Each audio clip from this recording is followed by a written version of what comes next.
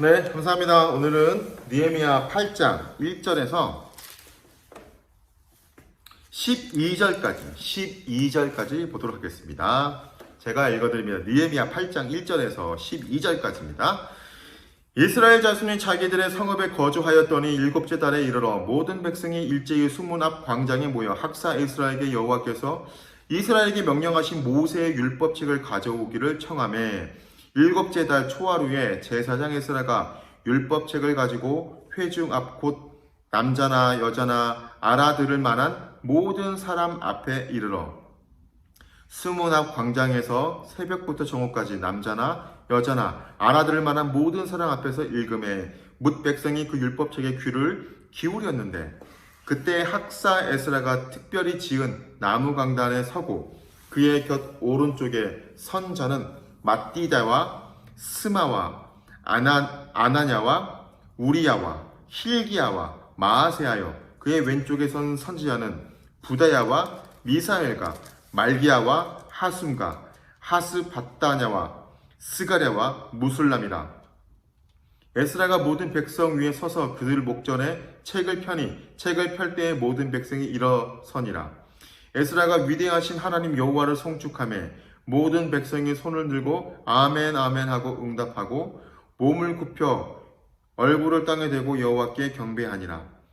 예수아와 바니와 세레바와 야민과 악굽과 사부대와 후디야와 마아세야와 그리다와 아사랴와 요사박과 하난과 불랴야와 레위 사람들은 백성이 제자리에 서 있는 동안 그들에게 율법을 깨닫게 하였는데 하나님의 율법책을 낭독하고 그 뜻을 해석하여 백성에게 낭독한 것을 다 깨닫게 하니 백성이 율법의 말씀을 듣고 다 우는지라.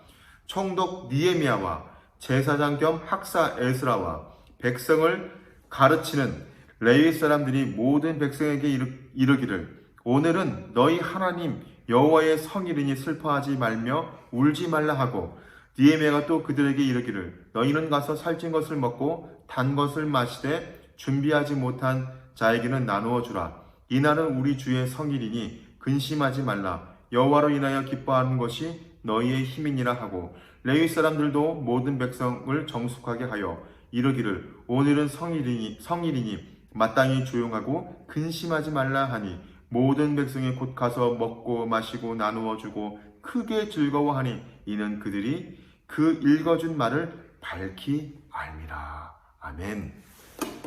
네, 오늘은 정말 말씀을 읽으면서 울컥하게 되죠. 느헤미야 8장 참 귀한 말씀입니다. 앞으로 좀 살펴본다면 성벽 중봉공사가 되어가자 처음부터 방해해왔던 산발락과 노비아들은 느헤미야를 막 죽이려고 계획하고 그래서 사람들을 보내서 또 편지하고 만나자고 막 이렇게 하잖아요. 그러나 느헤미야는 그들의 음모에 말려 들어가지 않자 그들은 또 이제 거짓 선지자 스메아를 매수하고 계속 이런 일들이 막 반복이 됩니다. 그리고 수많은 어려움을 뚫고 드디어 52일 만에 성벽 공사를 끝내자 적들은 낙담했고 하나님께서 이 일을 이루셨다는 것을 이제 깨닫게 된 거죠. 느헤미야는 성문을 닫고 경비를 세우고 귀환한 사람들을 이제 파악하는 등 이스라엘 나라를 이제 뼈대로 이제 세워갑니다. 자, 그러면서 이제 온 회중에 등록한 총 합계를 또 나타나게 되는데 총 합계 수는 이제 5장, 6장을 통해서 나오는데 42,360명이고 노비는 7,337명이고 노래하는 남녀는 245명, 가축 중에 말은 736마리, 노새는 245마리, 낙타는 435마리, 당나귀는 6,720마리. 그리고 성전 재건을 위해서 많은 금과 예물을 또 제사장 예복을 드립니다. 참 귀한 일들이 이제 참 이루어지는 거죠. 자, 에스라는 느헤미야보다 먼저 귀환했는데 그런 제사장이었고 성경을 연구하는 학자였습니다. 학사 에스라. 백성들은 에스라에게 모세 율법책을 이제 가져오게 청하는데 일곱째 달 초하루에 에스라는 율법책을 가지고 회중 앞에 나왔고 여자나 남자나 알아들 만한 모든 사람들은 그곳에 모여 있었습니다. 여러분, 이스라엘에서는요, 특별히 남자아이 같은 경우는 성인식을 몇 세에 하는지 아십니까? 12살을 합니다. 12살. 12세에. 우리나라 좀 다르죠. 우리는 뭐 20살 넘어가는데, 그 이유는 20세가 되면 하나님의 말씀을 듣고 깨닫고 강독, 말씀을 설교할 수 있다. 그래서 12살에 합니다. 그러니까 보니까 그렇다면 보통 알아들을 만한 모든 사람이라고 하면 12살 이상, 어린애들까지 포함해서 다 지금 모여서 있다라는 거죠. 그리고 에스라는 수문 광장 앞에서 새벽부터 정오까지 율법책을 읽어주고 모든 백성들은 귀를 기울였습니다. 에스라는 높은 나무 단에 섰기에 사람들은 그가 책을 펴는 것을 보고 백성들은 다 일어선 거죠. 그리고 에스라가 위대하신 하나님을 찬양하며 백성들은 손을 들고 아멘 아멘 하고 얼굴을 땅에 대며 경배했어요. 참 아름다운 광경이죠. 느헤미야는 총독이지만 제사장은 아닙니다. 백성들을 인도해서 하나님의 인도하심을 따라 이끌었지만 말씀을 가르치는 이런 제사장인 에스라를 통해서 이제 하는 거죠. 백성들이 말씀책을 펴며 에스라를 보고 일어서고 아멘 아멘 하고 얼굴 땅을 대고 경배하는 것은 백성들이 얼마나 말씀을 사모하는 것을 이제 알 수 있죠. 그리고 그 옆에서 레위인들은 잘 깨닫지 못하는 것을 또 설명해 줍니다. 참 아름다운 광경이 펼쳐지고 있는 거죠. 자, 그런데 그 말씀을 들었을 때 백성들이 얼마나 감격을 했는지 그 말씀을 듣자 많이 웁니다. 그 울음은 어떤 울음이었을까요? 단순한 슬퍼서 우는 것이 아닌 자신들의 삶이 하나님의 말씀대로 살지 못하고 말씀과 다른 방향으로 살았구나 라면서 회개하며 통곡하며 우는 것이 아니었을까 생각이 됩니다. 그런데 많은 이제 지도자들이 그러는 거죠. 느헤미야와 지도자들이, 야, 너희들이 오늘은 하나님의 성일이니 울지 말고 기뻐해라. 이날은 주의 성일이니 근심하지 말라. 여호와를 인하여 기뻐하는 것이 너희의 힘이니라. 모든 백성이 가서 꼭 먹고 마시고 나눠주고 크게 즐거워하니 이는 그들이 그 읽어준 말을 밝히 아니니라.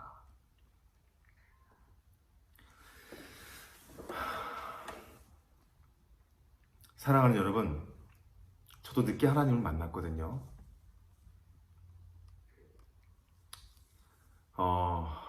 고2 때 하나님을 만났고 그 만남이 제 인생을 송두리째 변화시켰는데, 어떤 사정이 있었는지 저를 교회로 잘 이끌어주는 분이 없었어요. 그래서 좀 방황이 좀 오래 갔는데 20살 때 대학 진학에 실패했고 그 많은 방황이 있었어요. 그때 성경책을 사서 읽어보고 싶더라고요. 왜 그랬는지 모르겠어요. 읽어보고 싶더라고요. 성경책을 사서 이제 그때 당시 돈을 한 3만 원 주고 산 것 같은데 사서 딱 폈는데 첫 장에 이렇게 나와 있더라고요. 성경은 하나님의 영감으로 모든 성경은 하나님의 감동으로 된 것으로 교훈과 책망과 바르게 함과 의로 교육하기에 유익하니. 디모데후서 3장 16절이죠. 그 말씀이 기록되면서 하나님의 영감으로 됐기 때문에 기도하는 마음으로 말씀을 읽으십시오. 성령님 깨닫게 해주시고 잘 알게 해주십시오 라고 무릎 꿇고, 왜 그렇게 표현이 되어 있는지 모르겠는데 무릎 꿇고 읽으십시오 라고 되어 있었어요. 저는 뭘 몰랐겠죠. 뭘 몰라서 누가 교회를 이끌어주는 것도 아니고, 그때 당시 큰 성경이었던 것 같아요. 큰 성경, 그 써있는 큰 성경 사가지고 무릎 꿇고 무릎 사이에다 벽에를 하나 딱 올리고 그 손을 딱 받치고 이렇게 읽었습니다. 기도하고 하루에 1시간씩. 그때 밤에도 일하고 낮에도 일하고 했는데 하루에 1시간씩 읽었어요. 근데 읽는데 그 말씀이 얼마나 좋던지, 그 말씀을 읽는데 막 눈물이 나는 거예요. 거기에 제 모든 죄들이 다 기록이 되어 있더라고요. 제 모든 죄가 다 기록이 되어 있어요. 내 이렇게 너무 잘못 살았구나. 너무 거짓말했구나. 너무 내 통명만 생각했구나. 나는 피스메이커가 아니라 트러블 메이커구나. 어딜 가든 문제를 일으키는 사람이었구나. 모든 게 다 기록이 되어 있더라고요. 얼마나 읽으면서 하나님 이것도 잘못했습니다. 이것도 잘못했습니다. 이것도 잘못했습니다. 이것도 잘못했습니다. 얼마나 눈물이 나든지, 얼마나 회개가 되든지 약 1년 정도 하루에 1시간씩 읽으면서 했거든요. 그게 제 전 인생을 변화시켰습니다. 제 전 인생을. 오늘 느헤미야서 8장을 읽는데 그때 마음이 떠오르네요.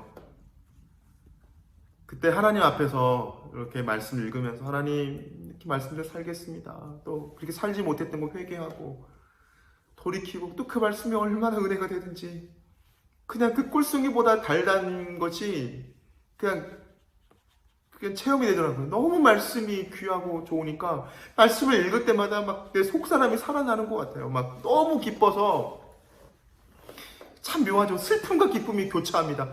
슬픈데 또 기뻐요. 이것 때문에 하나님 내가 살지 못해 죄송합니다. 근데 하나님 말씀을 깨닫고 나니까 이렇게 살겠다. 하나님 나를 사랑으로 깨닫게 나니까 너무 기쁜 거예요. 오늘 말씀이 그래요. 느헤미야는 그 백성들이 슬퍼하는 걸 알았을 거예요. 너 슬프지, 그렇지. 그러나 오늘 하나님의 성일이니까 기뻐하라, 즐거워하라. 여러분 이게 교차하는 겁니다. 슬픔과 기쁨이 막 교차해요. 너무 슬픈데 내가 이렇게 살지 못했던 게 너무 슬픈데 너무 기뻐요. 나를 사랑한다는 거, 내가 하나님 말씀을 깨닫게 되니까 너무 기쁜 거예요. 그게 정말 미치게도록 기쁜 거예요. 그때만 생각하면 뭐 지금도 하나님 말씀 사랑하지만 가슴이 정말 뭐 하나님의 은혜로 참 먹먹하다는 표현이 좀 이상하지 않은데 그런 것 같습니다. 여러분 어찌 보면 우리가 더 회복해야 될 거는 그런 것 같아요. 늘 말씀이 중요하다, 기도가 중요하다 그러는데 얼마나 말씀을 이렇게 우리가 사모하고 말씀을 가까이 하고 그 말씀대로 우리가 살려고 하고 있습니까? 하나님 말씀은 정말 능력이 있더라고요. 제 인생을 송두리째 바꿨거든요. 제 인생을.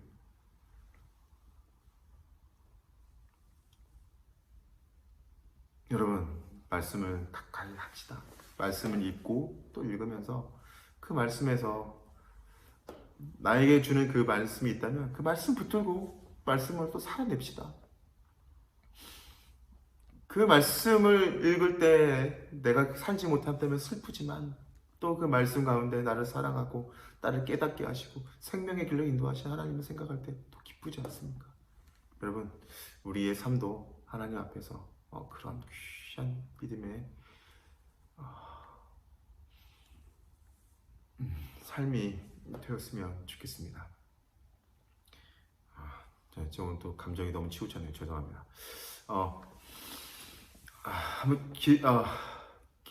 말씀 적용합시다. 하나님 말씀을 가까이 하겠습니다. 무엇보다도 하나님 말씀을 귀하게 여깁시다. 귀하게 여기고 이 말씀이 나에게 주는 말씀이다 라고 생각합시다.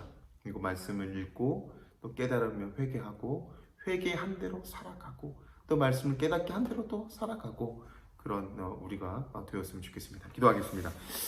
기도 제목 드립니다. 하나님 우리가 말씀을 너무 가까이 우리가 성경책도 많고 주변에 말씀을 드릴 것도 많은데 더 하나님 말씀을 더 귀하게 여기는 그런 우리가 되게 도와주십시오.